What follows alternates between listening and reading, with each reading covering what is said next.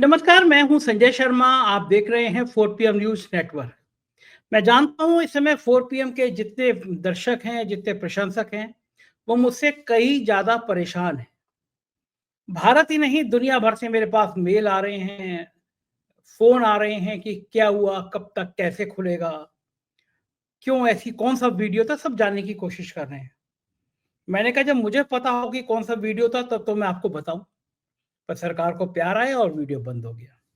ये तो वैसे ही हुआ कि कोई राजा सुबह उठे और कहे कि सपने में उसने देखा था कि जो पान वाला है, मोड़ वाला, उसको वो उसके खिलाफ कुछ बोला तो आज उसका सर कलम कर दो। कुछ-कुछ इसी स्टाइल में राजा जी ने कहा कि भई ये 4 PM जो है ना, ये बड़ा बवाल काट रहा है। यूट्यूब से कहा कि इसको बंद कर दो और यूट्यूब ने मेल कर दिया कि राजा जी ने कहा है कि आपका चैनल बंद कर दो, तो आपका चैनल बंद हो गया। अब मैं समझ पाया कि राजा जी को नहीं पता कि क्या इस देश में एक संविधान भी है, एक नियम भी है। हो सकता है ना पता हो, राजा जी को संविधान की ज़्यादा चिंता रहती नहीं है। राजाओं को, तानाशाहों को वैसे भी संविधान जैसे शब्द अच्छे लगते नहीं हैं। इसीलिए तो वो संविधान बदलना चाहते थे और ये बड़ा मुद्दा बना पूरा लोकसभा चुनाव में। नतीजा ये हुआ कि मोदी सरकार की जगह वो एनडीए की सरकार बन गई।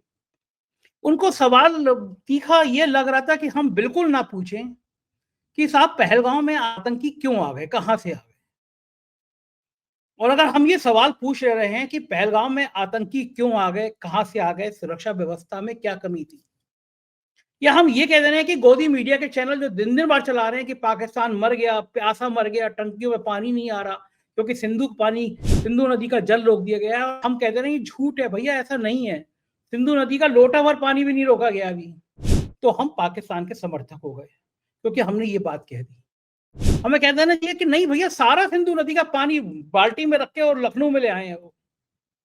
कह सकते हैं जब 2000 के नोटों में चिप निकल सकती है तो हम ये भी कह सकते हैं, तो हम बहुत अच्छे होते हैं।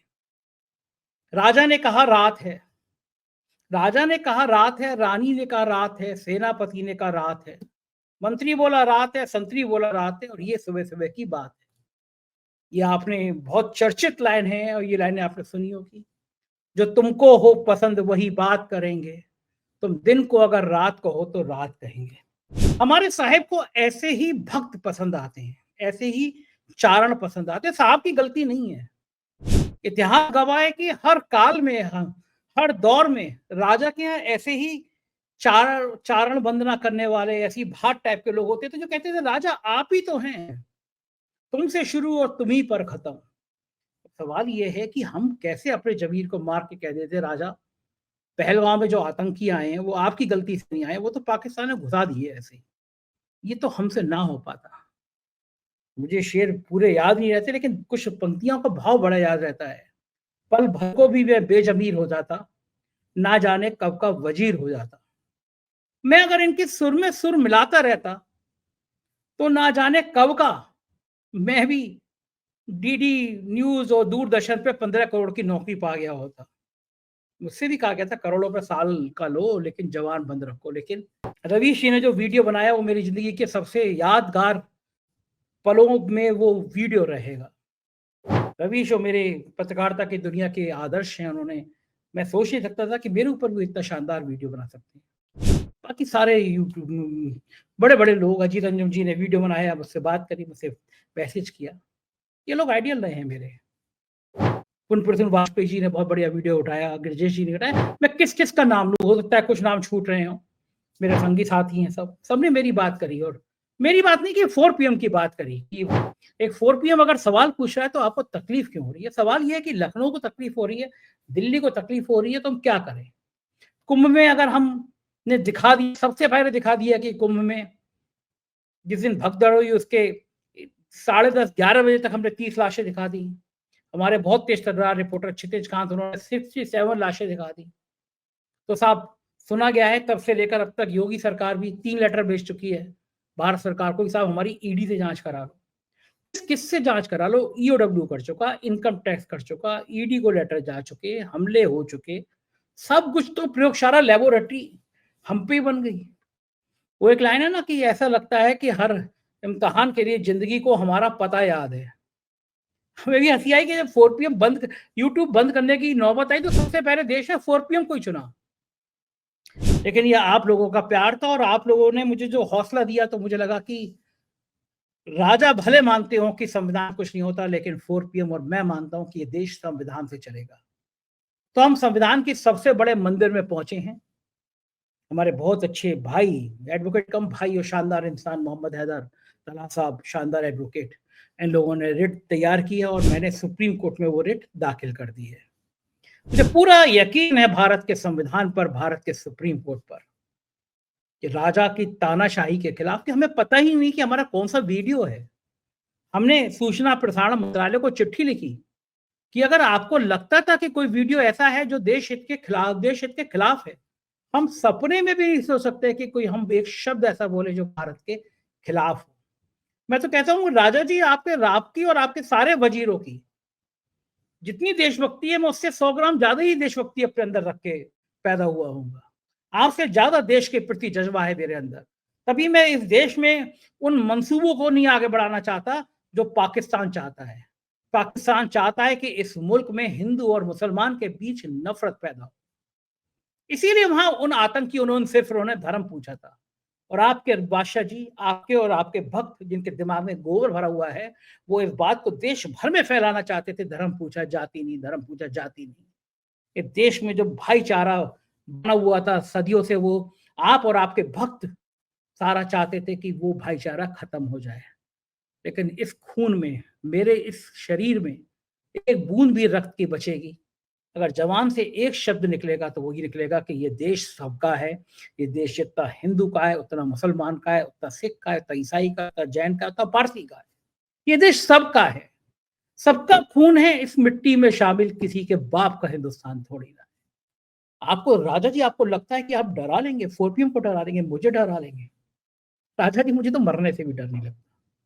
मेरे ऑफिस पे हमला हुआ, क्या क्या प्रयोग हुआ, मैं कई बार बता चुका हूं, उनको बार बार दोहराने की जरूरत नहीं है। अगर मैं डरता तो राजा जी कब से आपके दरबारी बन जाता। कर लिया ना आपने 4 पीएम नेशनल बंद। 4 पीएम यूपी पे जिस तरह हजारों हजारों दर्शक रोज जोड़ रहे हैं, हमारे सारे वीडियो 4 पीएम यूपी पर देख रहे हैं, वो इस बात का सबूत है कि देश में लोग 4 पीएम को कितना पसंद करते हैं। वीडियो के नीचे पूरी दुनिया से लोग लिख रहे हैं कि मैं इस देश में देख रहा हूं, मैं इस देश में देख रहा हूं। देश तो देखिए आप, कोई जर्मनी में देख रहा है, कोई सऊदी में देख रहा है, कोई अमेरिका में देख रहा है, कोई ऑस्ट्रेलिया में देख रहा है, लिख भी रहे हैं नीचे कि मैं इस देश में देख रहा हूं। ये प्यार है 4 पीएम। हमारी सारी टीम का मानना था कि हमें सुप्रीम कोर्ट में याचिका दायर करनी चाहिए और कहना चाहिए सुप्रीम कोर्ट में कि संविधान का, कानून का पालन अगर होता तो पहले सूचना प्रसारण मंत्रालय हमको नोटिस देता, हमें बताया जाता कि ये वीडियो है जो देश हित में नहीं है। और यकीन मानिए, अगर हमें 1% भी लगता कि हमारा वीडियो देश हित में नहीं है, तो हम सेकंड के 100वें हिस्से में उसको डिलीट कर देते। लेकिन हमें पता ही नहीं।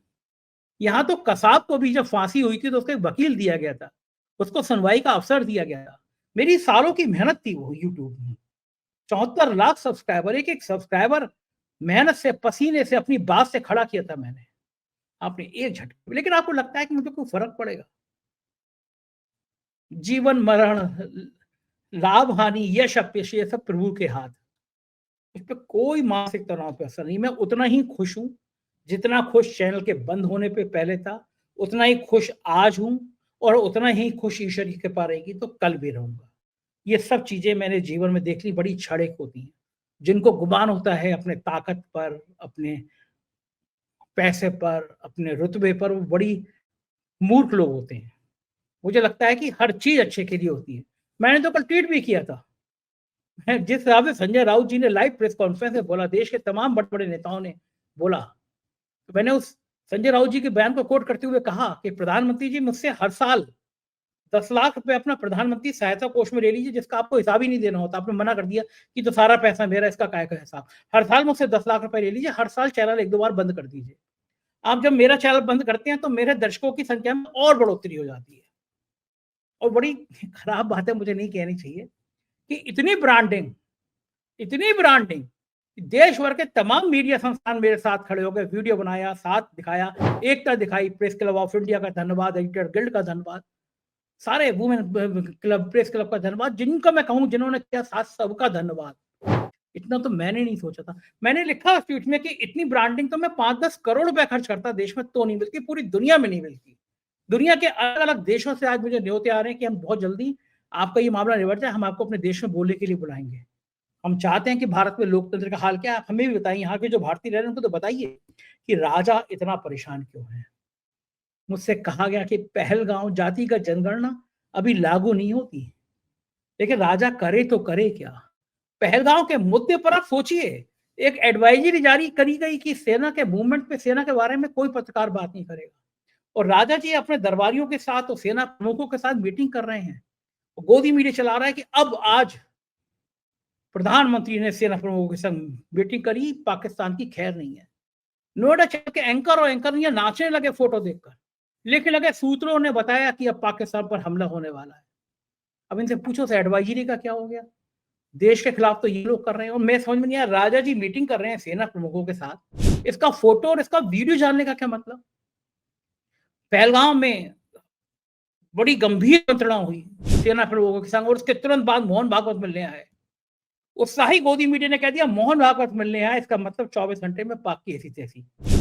नतीजा क्या हुआ? 24 घंटे बाद जाति जनगणना आ गई।